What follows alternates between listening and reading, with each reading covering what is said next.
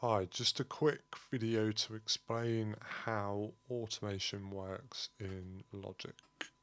So the first thing is how to open automation. I highly recommend learning the shortcut A, and that will bring up the automation. So we've got over here various controls. We can choose to do automation by track or by region. And it automatically always defaults to the volume. So what we can do is change the parameters. So virtually anything in Alchemy can be automated. So we've got volume, pan, solo, mute, we've got send going on. Excuse me. And then we've got all of the controls in Alchemy, and all of these things could be automated. Okay, so just to show you a common thing that might be done with automation might be, say, to increase the level of a guitar during a solo section if it's the same guitar that goes through the rest of the track. So we might just click in here, and we could, when we click in, we get these little breakpoints, and we can drag those up or down. And what you'll see when I let it play is that this volume fader over here that I've automated will move.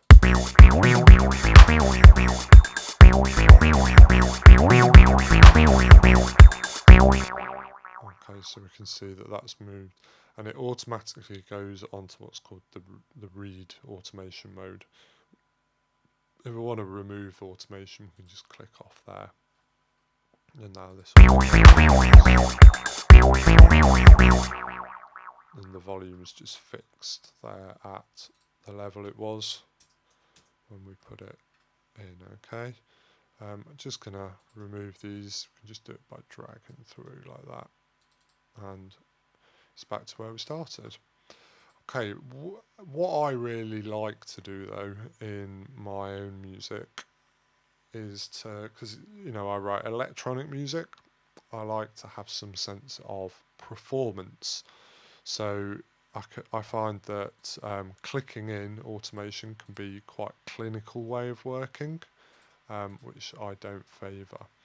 Okay, so I'm going to automate Alchemy because I've set it up, and just show you some of the options that are available to you so you can kind of perform with it. Often, electronic music can sound a bit mechanical, robotic, if you like, and which is what I've aimed for actually with this. You can see all my notes are of the same velocity, they're all completely quantized, and the only thing that's making them sound at all weird is because it's in the legato mode and some of the notes overlap, it's just creating these little pitch slides. Okay, so if we go to the automation mode, just close that. Down here, we've got various different options. We've got read. Read will just mean it reads any automation that's in the track already. We've got touch. Touch is a way to actually manually record automation by moving controls. If you've already automated something but want to make a manual change to it, I recommend using touch, because the minute you take your mouse control off the parameter that you're automating, it will just return to what you'd already set it as.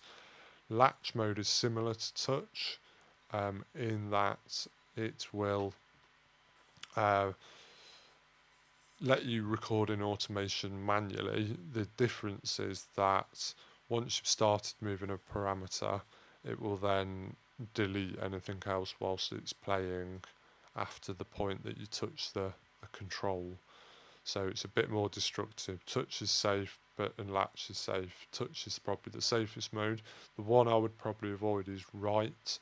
The minute you start playing when it's in write, it will just delete anything that you've already got. So I normally tend to go for latch or touch. Okay, so for this demonstration I will use latch. Can I open up my synth, and I'm just going to let it play, and because I've got it in Latch, it's going to record all of the changes I make within the synth.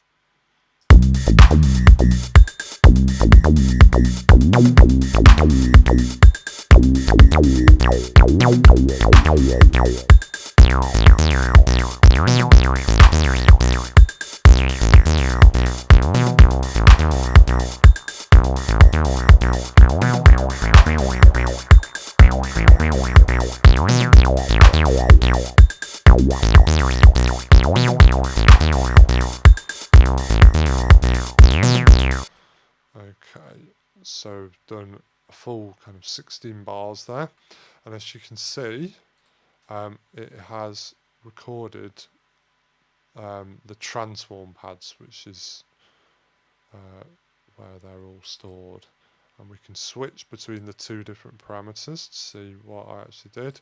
So you see one was fairly kind of linear, and the other kind of a bit more all over the place.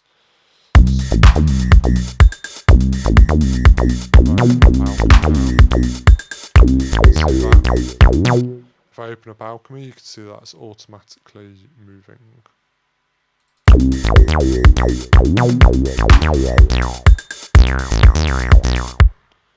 Right, really important thing though, ensure that once you've recorded some automation, you take it off Latch or Touch or Write and put it back to Read. The reason for this is that you may record some automation, forget you've left it on Latch or Touch, and then you go back to just adjust make a fine tuning adjustment on your mix as it's playing.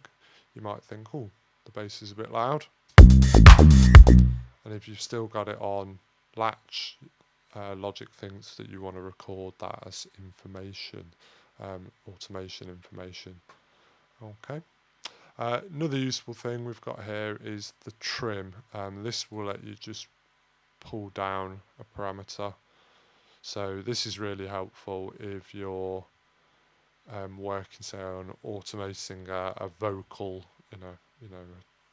something along those lines, or a lead part, and you think actually the overall level's a bit loud, but I've got the automation correct, so the changes are right, but it's just a little loud or a little quiet, and it just means that you can move them all the points together, and you'll find that with every single one. Okay, so that gives you a bit of an overview of automation in Logic Pro. Thanks for listening, and I hope you found this video helpful.